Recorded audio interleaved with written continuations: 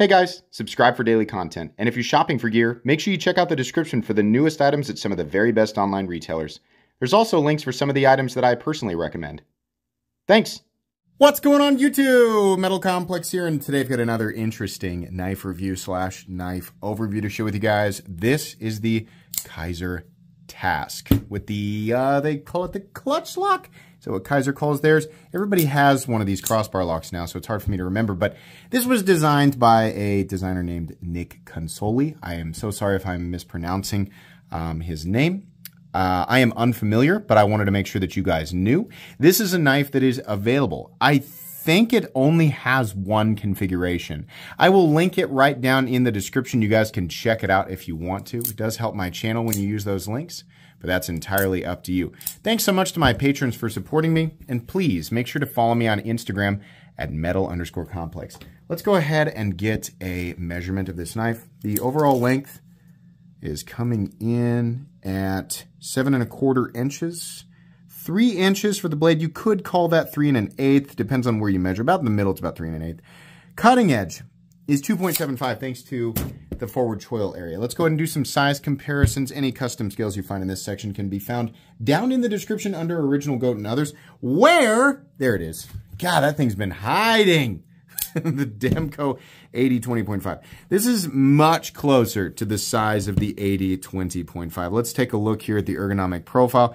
Cutting edge length, a little bit shorter. Overall length, again, a little bit shorter, but very similar. Obviously nowhere near the same size as the 80-10. How about up against the Spyderco PM2 and the Spyderco Para 3? Once again, much closer to the size of the shorter guy here, the Para 3. Cutting edge, though, it actually, no, it's identical. Actually kind of similar ergonomic zones, right? Forward choil back here in the standard grip, very similar, a little bit different curvatures there. And then finally, up against the Benchmade grip tillinator, in this case, the Ritter Hogue and the Hogue Deca.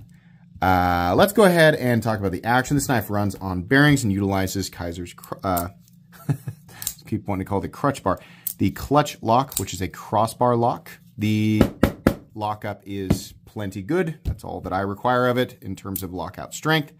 But it's very clicky and very easy to deploy. The thumb studs are on the smaller side, but there's enough there to get a hold of. I wish they were slightly larger, but that's okay.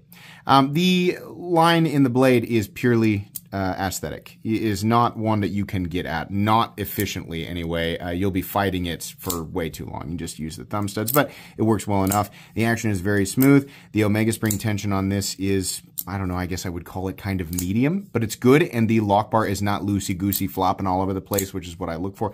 Realistically, I'm sorry, realistically is the wrong word.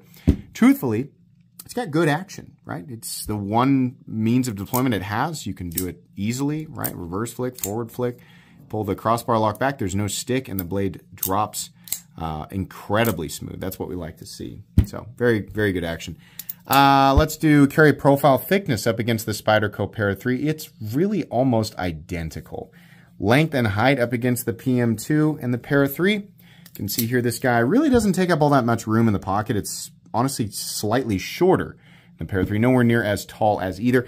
I did not have a problem carrying this knife. It was very comfortable, and I think most people will feel essentially exactly the same. Let's go ahead and do a hardware check. I'll get out my tools as per usual. My tools are very inexpensive and very recommendable. You can find them right down in the section of my description that talks about the tools I use on this channel. Let's get a T8 in there. Take a look at the pivot here. The pivot is, yeah, that's a T8. I think these are also T8. Yes, same with this. That's great, actually. And then we have 2 T6 screws for the pocket clip. So very easy, at least, to remove the fasteners. This is a knife that utilizes omega springs. So if you've ever taken apart a Benchmade, you know that it's a little bit tricky the first time. I've taken these types of knives apart dozens of times, and it does get easier, but it is a little frustrating the first time. So just be prepared. If you need to take it apart, and I mean all the way apart, it's a little bit of a process, but totally doable. As long as you have the right tools for the job, you should be good to go. And they've made it very easy. Since we have full liners here and not cartridge liners, there's no screw in the middle. They obviously didn't need to use a screw for the stop pin. So it's just the pivot and one screw back here. There's probably another screw underneath the scale for the second standoff. So Anyways, let's go ahead and weigh it. What are we looking at for materials? We're looking at micarta, we're looking at steel liners, and we're looking at a 154 cm blade, which is a great combination of materials, especially considering the price. 3 ounces, I think, is great considering the blade length. Balance on this is very, very good. Ratios are very good. And the actual balance is right about where you're going to put your index finger, maybe a little bit back, but no big deal. Honestly, the overall weight of the knife is just, it's not a cumbersome knife, but there's enough knife there that it reminds you that it's in the pocket. Go ahead and get out the calipers, measure blade stock thickness real quick. Come on now. Almost, there we go. Okay, so the blade stock thickness on this knife is coming in at 107, 106, probably 105 thousandths. Pretty thin. Let's get into the meat and potatoes right off the bat. There's something that I kind of appreciate. While there is information on the knife, like there's stuff all over it, they have really made the text small. And I don't know if it's just this knife or if Kizer's just going to reduce the size of the billboarding and everything. It even says Task back here on the spine. But I think that's nice. We get to appreciate more of the design and less of the text, right? Really, it's a pretty straightforward EDC knife. We've seen this design before. Now, I mean, not exactly, but we've seen variations of this design before, and it works, right? Ergonomically, it is reasonably comfortable. The edges are a little bit angular, but it's not enough to be like, oh, ouch, right? You know where to put your hands. I mean, there's distinct positions. Choked up, it's okay. I wish it was a little bit more roomy. I think maybe just this hump I wish was not so peaky, but it's all right? There's nothing wrong here. I also wish that there was some jimping back here. It doesn't necessarily need it. I just find myself wishing it was there. It is a full grip knife for somebody like me who wears an XL glove, right? So I know many of you watching or have similar size hands to mine. So my hands are smaller. You're going to be very comfortable here. The pocket clip is straight and then a dip and then straight over again. Wish they would have cut it off right here. Not the biggest deal. I found that it fought my jeans just a little bit because of that bill, right? I was kind of mashing it into the pocket seam, but really no big deal. The smart thing here is that, well, we have an ambidextrous locking system, right? That's really great. Lefties can manipulate it. But the cherry on top is that lefties can also mount the pocket clip optimally, right? So there's a left-handed pocket clip position, and I think that's awesome. They call this a reverse tanto. Yeah, okay. Some people will say Warncliffe. Some people will say something else that they saw on the internet. I don't think it really matters. This style of blade is excellent for like what I do with a knife. Right? I open a lot of packages. I cut out a lot of shipping labels. I do a lot of shaping cuts. So draw cuts, a blade that's, you know, not super long and one that I can get my finger up here right behind the tip. I really like this style of blade. And I find that the fact that it's got just a little bit of belly, right, still makes it good for slicing and just things that you would use a pocket knife for. I really, really like blade shapes like this. It looks good. Again, I've seen it before. It's not the first time I've ever seen it, but it's nice. There's a little swedge just right outside, like the kind of this length of the blade right outside of that hole there. It's like about 50%. It turns into swedge. It looks good, right? The edge is really nice. Kizer does a great job with the satin finish. I wish it was tumbled because Kizer does like one of the best production tumbled finishes out there, but their satin finish looks good. Bevels are even on both sides.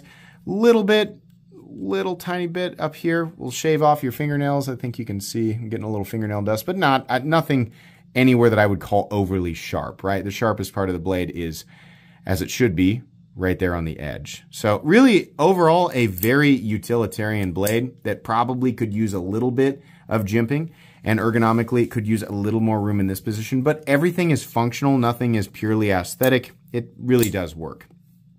Micarta scales, they've chamfered them right here. Plenty, but then right there, it just takes a hard 90 degrees. I think we were talking about that, so just be prepared. It's going to feel a little bit bricky. That's just what we've got going on here, but it's not so sharp or so angular that it's uncomfortable, but you will notice it. There is a couple of standoffs back here. You could use one as a lanyard thing if you really wanted to, but yeah, I don't know. I think it's probably better to just run your lanyard through the hole in the pocket clip if you really wanted to, because you might slowly chop your lanyard up every time you close your knife. But otherwise, there's no lanyard hole. For most people, it's not really a big issue, but if you like lanyards, then that's what you're going to be looking at here. Pocket clip rests on top of the frame, which is fine because we have 2 screws holding it in place. No issue there. We already talked about the clip. Little bit of drag just because my card is just, it's easy for friction, right? But it's nothing that really bothered me. We have plenty of shouldering and a stop pin that's located in its traditional position right here. So that's great. Absolutely no blade play up, down, left, or right. No lock stick, no pivot lash. Nice and smooth in here. And just exactly what you'd expect off the, what I call the event horizon off the rounded tang of the blade, where the axis bar, the tension from the omega springs causes the axis bar to fall in behind the blade in its sort of closed position. It feels good. Centering, I believe it is exactly on. Yeah, it is. Really, really good. This is an $82 knife. This is not, it's not a reinvention of the wheel.